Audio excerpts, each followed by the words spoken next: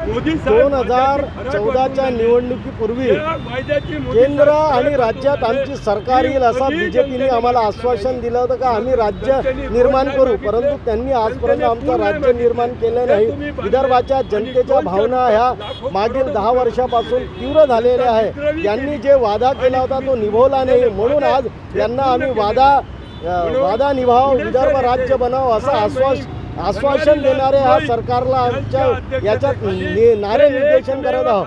इथे मोदीजींना आम्ही इथे चेतो इच्छितो का तुम्ही अगर आज ह्या निवडणुकीच्या पूर्वी विदर्भ राज्याची घोषणा केली नाही तर येणाऱ्या निवडणुकीत बीजेपीची कोंबडी सुद्धा विदर्भात अंडा देणार नाही।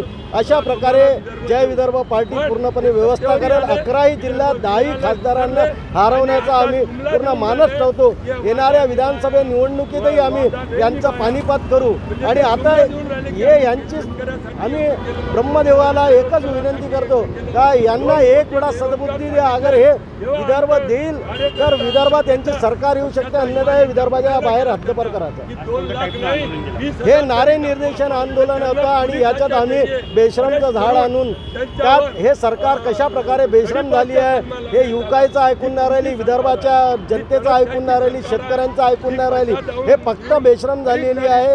हे 50 कोटी घेऊन फुटाफुटीचे राजकारण करतात आहे। यांच्याकडे शेतकऱ्यांसाठी वेळ नाही, विदर्भाच्या आत्महत्यासाठी वेळ नाही, मोठमोठ्या गोष्टी करतात। काल इथे घोषणा झाली आपल्या विधानसभेत 2000 करोड रुपयाची घोषणा झाली संचनासाठी, जेव्हा की बॅकलॉग आहे 60,000 कोटीचा बॅकलॉग आहे आणि अशा याच्यात आमचा बॅकलॉग भरू शकत नाही। महाराष्ट्रात राहून आमचे स्वप्न पूर्ण होऊ शकत नाही।